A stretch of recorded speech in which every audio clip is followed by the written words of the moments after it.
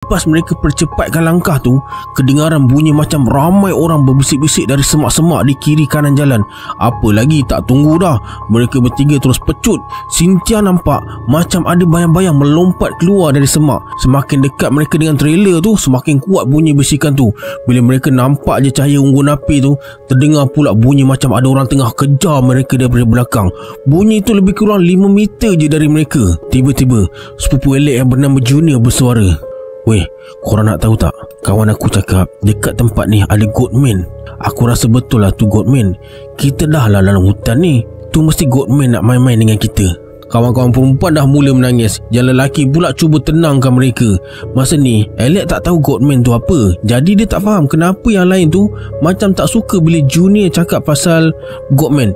Bila Alex dah masuk kolej ni, baru dia tahu apa sebenarnya Goatman tu. Itu pun sebab kawan sebilik orang asli Amerika dari suku Menom bagi tahu, kalau ikut kepercayaan dia, Goatman ni adalah makhluk separuh kambing separuh manusia dan boleh berubah rupa dan menyusup masuk dalam kumpulan manusia untuk takutkan mereka.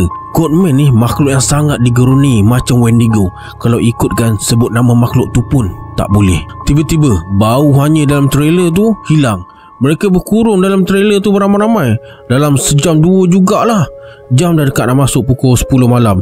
Sepanjang berkurung tu tak ada benda pelik berlaku. Jadi mereka pun keluarlah sekejap nak hidupkan unggun api yang cuma tinggal bara tu. Setakat itu je lah gangguan di malam pertama. Malam pertama tu boleh dikatakan agak tenang jugalah. Tanner, Roster dan Cynthia tak adalah trauma. Mereka buat keputusan nak tidur semalam lagi dalam hutan tu. Hari kedua segala-galanya berjalan lancar. Tak ada dah benda-benda pelik berlaku. Malam tu pukul 1 pagi, mereka masih melepak dekat luar trailer keliling unggun api. Cerita hantu, gelak-gelak. Tiba-tiba bau hanyir semalam tu muncul semula.